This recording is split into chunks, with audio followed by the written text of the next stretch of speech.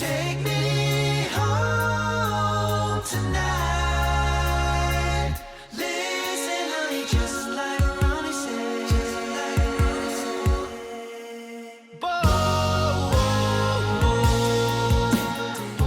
All right.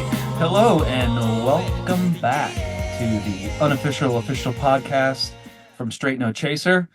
As always, I'm your host, Mike Luganbill. I'm here today with Segi Isho, and we are missing one leg of our tripod today. So it's going to be a little different because we don't have Tyler Trepp with us here. But we've got Segi and you have me. So that's going to have to be enough. How are you, Segi? What's going on in your world today, man? Doing great, bud. Just coming off a Labor Day weekend, had a nice little vacay with the fam. And Labor Day weekend generally means gearing up for fantasy football drafts, gearing up for the season. I thought you Got were a- going to say school starting for the kids. yeah, we started the week before, which Okay. is always weird because they have a half day, then 2 days, then they're off on Friday. It's just start after Labor Day. It's a lot easier. But yeah, just gearing up for the football season. Kids are in school, got the days free to start working on the fall tour, which we'll probably get into a little bit later here in the episode. But yeah, man, how about you? Good.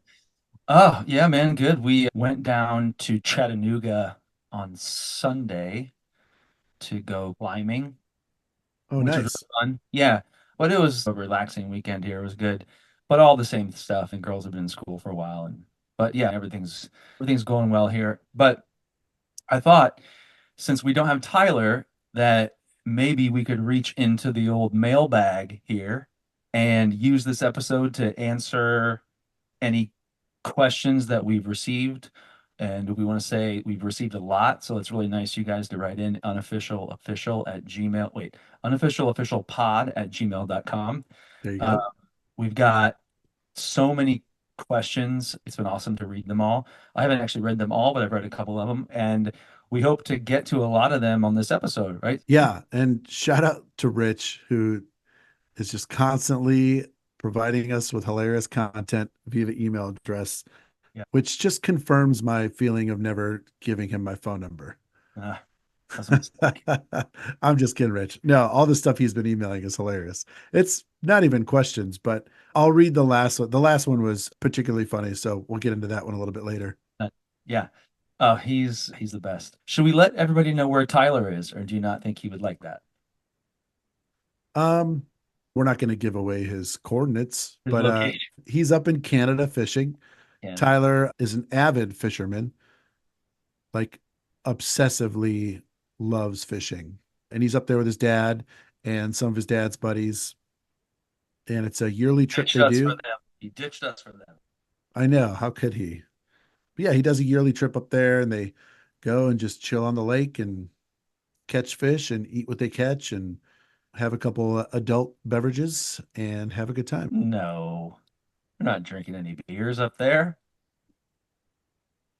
You don't Not, drink beers. So I don't, not a beer guy. not for you. He actually may call in later. He said that he was really upset about missing, and he wished us luck. He And he did. said, maybe I will call in later. So we may hear from him, we may not. But if we do, we will let you know. You're going to see it when it happens or just hear it. Oh, this other thing. We finally figured out the video side of the pod. We tried last week. I don't know if we mentioned it on the episode or not, but we tried. Didn't work out for a lot for like for a lot of different reasons, but we hope this is going to work and we'll see. All right, so Yeah. let's get into the mailbag. Oh, yeah, yeah. I was going to say, and shout out to everyone for their patience and understanding as we grow and evolve as a podcast and learn the business, as they say. We dove into this blind and we're just learning as we go. Specifically, for those of you searching for episode 4 on Spotify, it will not be there. It was rejected. It was a wrong file format. So if I were to re-upload it now, it would come My bad. after. That's my No, bad. it's not your bad. I I mean, also should have known. yeah. But if I re-upload it now, it'll mess up all of the order of things, and I'll have to delete episodes and then re-upload them, and then that takes away the download numbers. And it's just, if you want to hear episode 4, it's on Apple, YouTube, Podbean, all for free. So go check it out there. But yeah, thank you for your patience and understanding. But yeah, go ahead. Yeah, so that is really good stuff. Hope to be on YouTube with the actual video as we go forward as well. So I'm assuming that, like when you said YouTube, you meant audio, yeah? For now, audio, and Yeah. hopefully Okay. this one we can throw up with the full video. Okay. I hope we don't throw up on this I podcast. That would maybe not we be go good. viral that way. Who knows? Let's see. Go Okay. viral, get Yeah. a record deal, Our start all second over. one. Um, okay, let's get into this mailbag. I was actually thinking, I was like, man, it'd be great to have, which we can do later, but it'd be great to write a little like song about this is the mailbag, Yeah, and every time as it is like about to come on, or like every time that we're about to enter into the q- question and answer session, that song is on, and we write it so we don't have any licensing issues or whatever. But yeah. all right, so we got a lot of questions. I'm really excited for this. Let's jump right in. Segi, what is the first question? So Tyler actually did a little pre-production for us and Ah, thank you. text some questions. That's the Uh, least you could do. I That's the least know. you could do. We're not being So we'll roll through these ones and then we'll dive into the mailbox. So first one is from Jerry Arnold from York, Pennsylvania. And the question was, what is the deal with the movie? And will it still even happen with all the personnel change since that was announced years ago? ooh, ooh, ooh, I want this one. The thought on the movie is cautious optimism in my mind. Everybody has their thought about what's going to happen. As with every movie, I think there's a bit of it's happening and then it slows down. It's happening, it slows down. And then it eventually happens. This is in the it's happening, it slows down. It's happening and happening, it slows down. And it's never left that realm. We've not left the slows down We have portion. not left the slows down portion. Now, that's not to say that it can never happen because there is a new writer. There is, I'm not sure who holds the rights. I don't know if it's us or Atlantic or anything, but there is a new writer. So whenever there's somebody new that's working Attached. on it, that's Yeah. a good sign, but that could also only be lip service that we hear. So I guess the answer is we would love for it to happen. We don't know, and we could be the last to know. I don't know. I just, Yeah.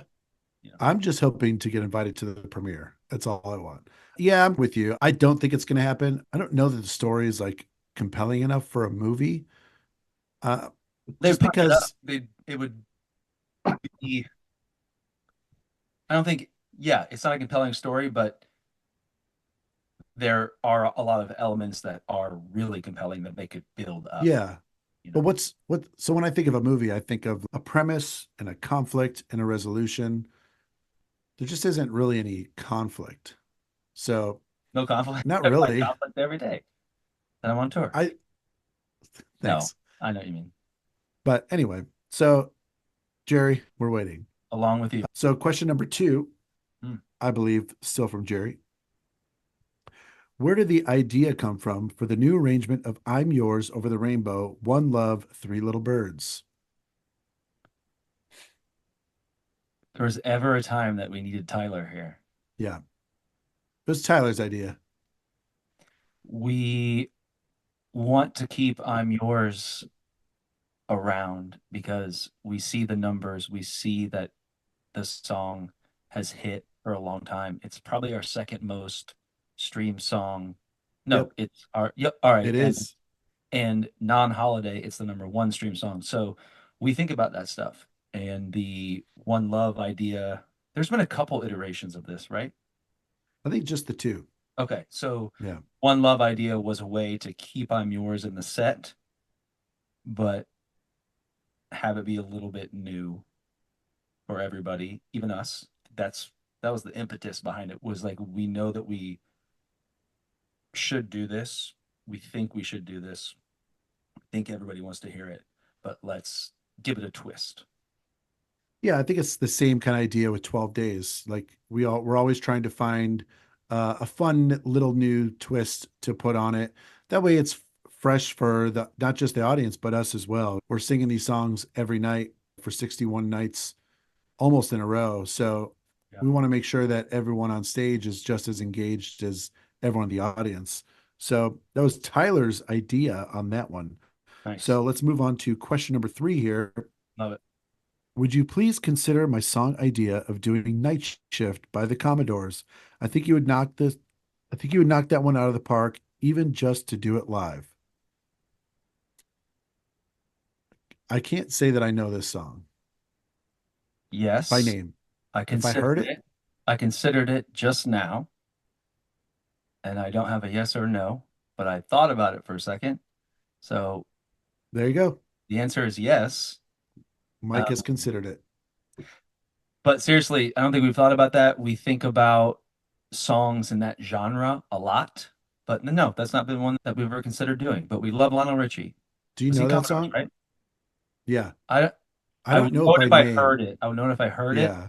I'm thinking like working on the night shift. I think that's what it is, but I think there's a lot of songs that are like that. So Yeah. I don't know. But yeah, we will consider it now. So there you go. All right, let's move All on. right. Moving on. Stephanie K from Hilliard, Ohio, suburb of Columbus. Jill Hilliard, Ohio? Jill Hilliard, Ohio. Oh, Damian Hilliard, not Damian Hilliard, Ohio. Hilliard. How do you decide who sings what? I know all of you have special talents and ranges, so naturally some songs go to certain people. So, Mike, you arrange many of our songs. So, this would be a good question for you to answer. Sure. A lot of the times, the arranger of the song is the one who selects who is going to lead that song. It could be for a number of reasons. It could be because they don't have they don't have a feature in the show, and there's a lot of other guys who do. It could be because they're like, this works for you, and I want you to do this. It could be for a number of things, but it's usually the arranger who selects it, and it usually works. I don't think there's been a scenario where an arranger has said, here's the song, either I'm singing it or here's who I want singing it, and we had to make a change later. That's never happened, I don't think. Uh, so yeah, I guess the short answer is that it's usually the arranger, and why they select who they select is a lot of different things. Yeah, and a lot of times it just comes down to range, right? So That's if one we're of them. doing if we're doing a song that's like super high, that's automatically going to eliminate 3 to 4 of us just because we're not going to be able to sing that high. And if we do sing that high, it's not going to sound like what it needs to sound like for that particular style. It's a good question. Yeah, that is. Here's one we got just today from Beth Cole in Troy, Illinois. She says, my question is, will you do more live stream shows for the Top Shelf Tour? We love going to the Fox and seeing you each year, but we would love to see more than just that. The short answer is yes, and we love doing them. And I know that you've been a big supporter like of us doing this. I think it's awesome that we do it. I think it's really important, and I know that you do too. Yeah, think about when most people want to see us. It's in the holiday season. You're talking 60 days max of people really wanting to hear holiday music.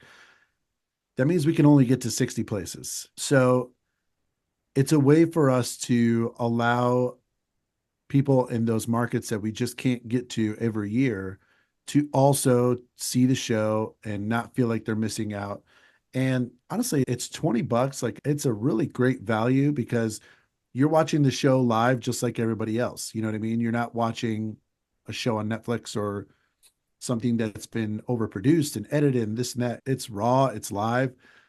Whatever sounds bad in the room is going to sound bad on your TV or on your laptop or however you're watching. But it's a lot of fun, and getting to interact, like reading the comments and stuff, is just adds like another element to performing, which is always fun. So Yeah, I think, yes, we would like to continue to keep doing those. I was going to add over like over the summer when we were out with the 90s show, almost every night, I think somebody asked, "Hey, are you going to be doing the live stream in the fall?"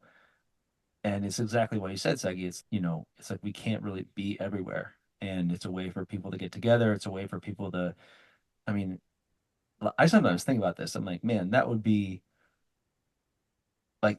like, if I had a bit like, like if I was a fan of a band who was doing a show, was like, and I could have it in my living room with all of my friends over, and I could also, I have a bunch of food, and just every like a whole thing.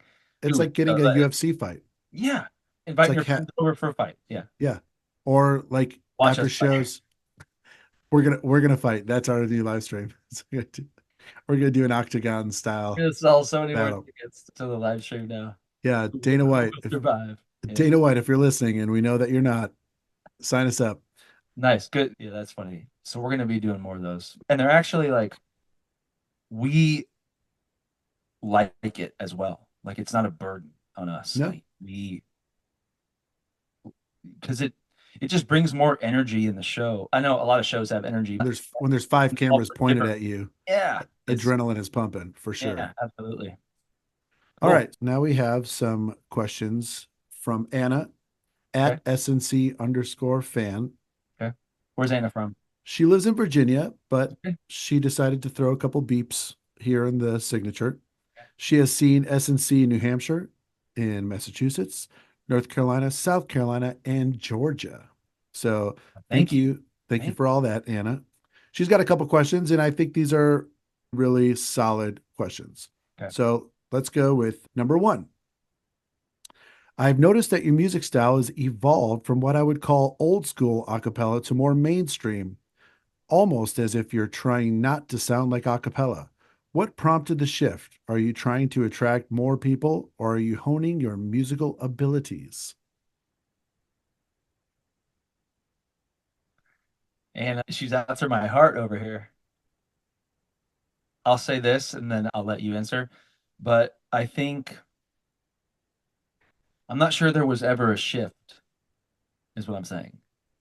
I think we set out at the beginning to be different, even though within the arena we were going to be like a college group just because we were out of college, because that's where we were formed. But I would agree with the question. I just don't think there was ever a shift. I think we've always been the outsider looking to do a cappella in a different way. I agree. What I would say is, I think what she's noticing is that the people in specific parts have changed, right? Specifically, vocal percussion. So when you had Tyler or me doing VP on songs, it was going to sound more like old school a cappella, I think what she's referencing. Good But point. now that we have Freedom, he's so much better at it. Like his sounds actually sound like the instruments he's mimicking. I think it makes it feel like there's been a shift, but it's only because that sound for that specific part, that particular part, is just so much better. So I think she's noticing that change. And that's a real change, going from guys trying to hang in there doing vocal percussion versus a guy who's a master of that art and who's dedicated to doing it Yeah. is a massive change. So I would say that for sure. But we do look to attract more people, but we don't do it throughout the whole show. We try to put in little specific things. For example, doing that Taylor Swift medley was for sure a way to try to attract more younger people to know who Stray No Chaser is and start streaming our music and coming to shows. On either side of a Taylor Swift song, you'll have a song from the 60s or the Temptations or Marvin Gaye. It's our set list runs the gamut of so many decades and years and genres that we're never going to alienate any part of our fan base, any demographic. There's always going to be something for everybody. but Right. that doesn't mean that everything is going to be enjoyed by everybody. But just know that we're trying to cast a wide net and make sure all of you have a good time. So that's it. I don't know. But I was just gonna say, I think it's really interesting that she asked that and she heard that or she noticed it. And I say that because after we got Fredo, he told me one time, as we're, like a lot of times as we're on the road, as we're getting to know each other, everything, he was like, I think that the audience will hear that there's actually something up here that's not the same, but they won't know what it is. Yeah. And I wonder if that is because it's like really subtle. And then when you said that, I was like, that's right. It's that. It Yeah. it's a higher quality Yeah. of what like of I mean, I guess percussion, and it's going to make it seem like there was a shift when there really wasn't. It was just he's just that much better. Yeah. I It's don't know. like I thought that going, was really interesting. yeah. But now they know if they subscribe and listen to the unofficial official pod. Where can they subscribe it and all that? They could do that at Podbean. They could do that at Spotify. They could do that at Apple Podcasts, and they could do it on YouTube. So I'm glad now, I know question. that now. So it's great. Yeah, me too. Thank you.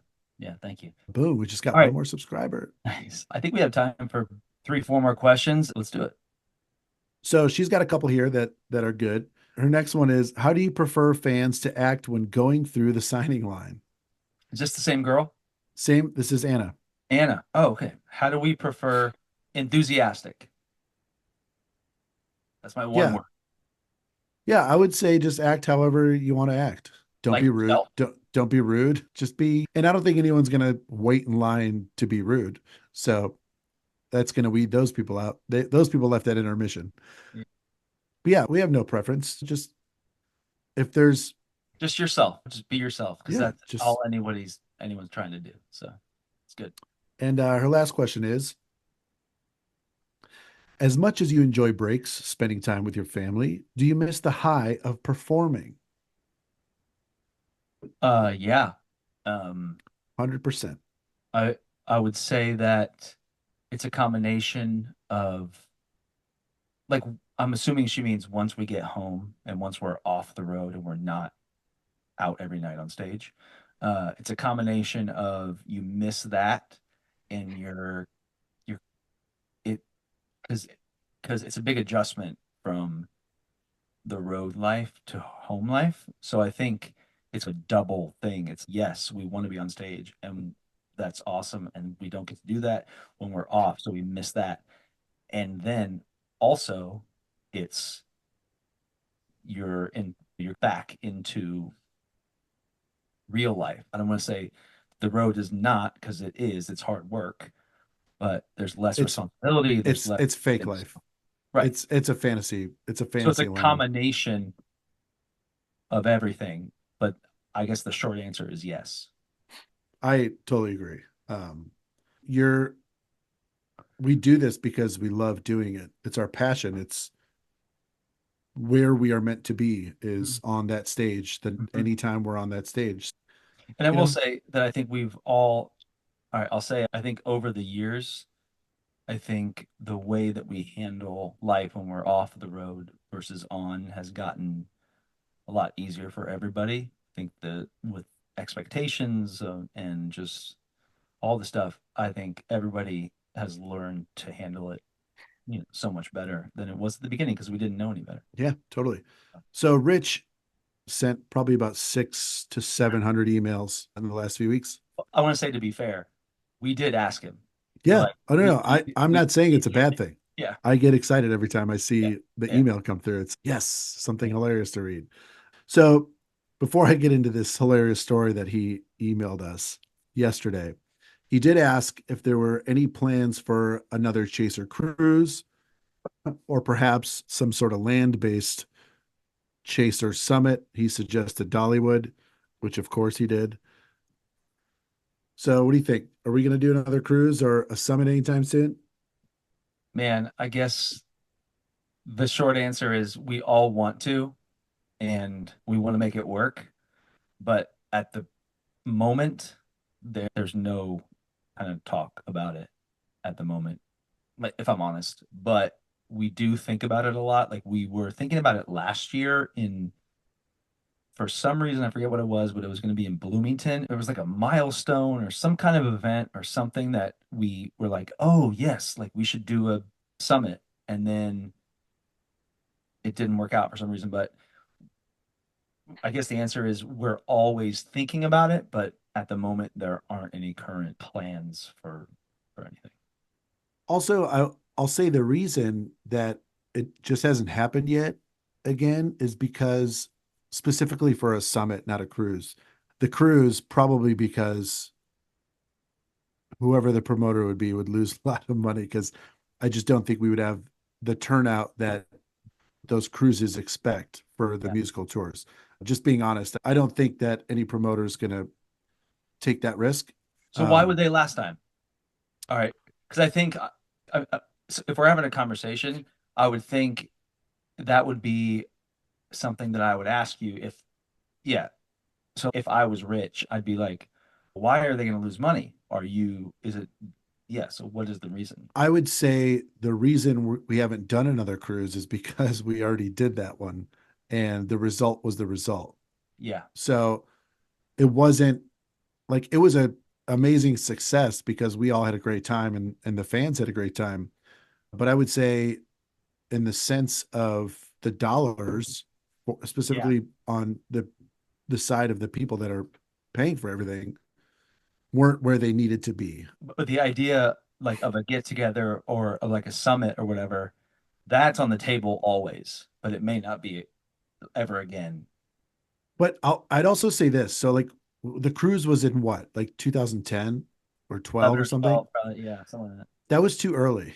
Like Mm, if we would have done it now, I think if we would do one now, I'm playing devil's advocate here.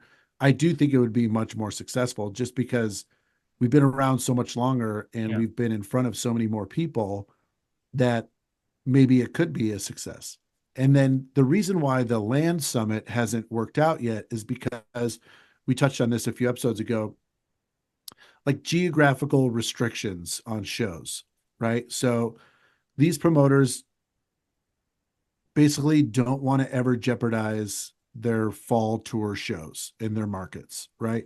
So the markets that we would want to do the summits in, where we can build like a lot of different experiences, like Bloomington makes a lot of sense because we can do so many cool things at IU, but we're going to be there again in the fall. It's a bit of a jigsaw puzzle trying to figure out where we could do this, make it a memorable experience for everybody and a meaningful one for us and our story and the roots and the band.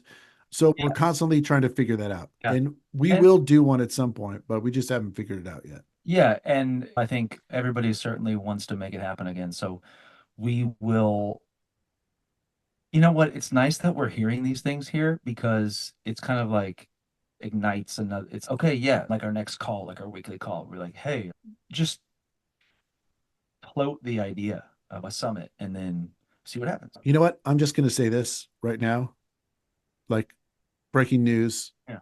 We're just going to do this. Love it. Don't even know what it is. Love it. I'm going to say this. I Googled on People Finder Rich Bentel's address. On September 27th, I want everybody, we're going to put the address down here in the description of the show. Everybody head to Rich's house. Rich, get that grill ready. Stock up on some Kettle One. And let's just do the summit September 27th, Rich Bentel's house. That's it. We're doing it. Breaking news. I will be there. I will be there. And it's going to be great. All right. So, You look up his address? oh no, I was joking. I don't know how to spell rich. Anyway, so I wanted to finish the mailbag segment with this hilarious story he sent in. I'll paraphrase a little bit. Okay. On Labor Day, he took his son to the Brewers game in Milwaukee. And he decided to conduct a social experiment that he was convinced would lead to joy and happiness. Instead, it ended with confusion and slight depression. So instead of wearing one of his baseball t-shirts, he decided to wear his SNC 25th anniversary tour t-shirt because he wanted to Yeah. see how many people would comment on it, acknowledge it, give a head nod or what's up or something like that. 12 runs and 2 hours, 55 minutes, and around 41,731 fans later, not one single comment, smile, or what's up. So that is hilarious. Also, not surprising. But yeah, I thought that was hilarious. So what was the question? It was just a little tidbit he sent in. But anyway, This is why we love for Rich to write in the question. yeah, it's That wasn't hilarious. even a question. No. You're just knowing us. It's great. So Love we've it. got about 5 minutes here. Okay. Let's quickly run down what we've been doing the past like week. Okay. So I'll start. We're getting the fall tour ready. We are way further ahead than we have ever been at this point, getting the fall tour ready. We've got our set locked in, the physical set. We've got the lights, the design. And our set list is probably like 70% complete. It's going to be a lot of the top shelf hits, Stray No Chaser. And obviously, there's always going to be some new stuff too. We've got a new idea for an opening video that we want to work out and film during rehearsal week. Yeah, and just today we were talking about different songs as openers, and yeah, we're really rolling on this fall tour, and I'm super proud of everyone and how far we've come. 16 years later, that we're so far ahead of the curve here for the fall. We are grinding. I'll say that. Um, I feel like sometimes over the years, you think as you're getting a little more seasoned in this whole thing, there can be a tendency to rest on our laurels and stuff. We've never done that. And I'm not saying that in a braggadocious way. It's not in our DNA. It's in mine. If I was doing something alone, and I'm okay to say that. We as a group just hit the road. We like, I think ever since the Yacht Rock show last year that we learned all of it was new. And we were like, whoa, we can do this. And now we know that and it's almost helped us in a way to create a show exactly how we want it. So if it's like we want to do a whole new show, we can. We want to do a show of just the hits, we can. It's almost opened us up now to do whatever. If you want to learn a whole new show, we can do it because we did it. So I love this part in the year where we're thinking about the show in the fall, which is our largest show. It's where a lot of people see us, and it's never going to be the same. It's never going to be static. We It can't be. right? Yeah, and we love the work.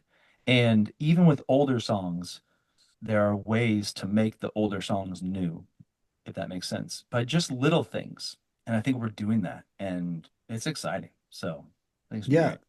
I think the difference between us and like a major act, as a major act gets older, they get a little more complacent because they can rest on their laurels a little bit. But for us, like we're a band where, every ticket sale matters. So we want to make sure that we're maximizing our efforts Mhm. to put on the best possible shows so that we are continuing to sell more and more tickets because it really matters. Every single one Yeah, literally matters so absolutely. much. So we're always going to put forth that effort. So it's just Yeah. great to be in this position this early in the fall. You know, And I'll say at the end here, like it's nice to feel like you don't have to switch it up just because you think, oh man, we have to, or else we're not going to sell. It's like we want to. Like yeah, it's a thing, like we actually like it. Like we like to do things differently and we like to keep things new. It's not just oh man, like we have to do this or else they're not going to come again. It's no, we actually love it.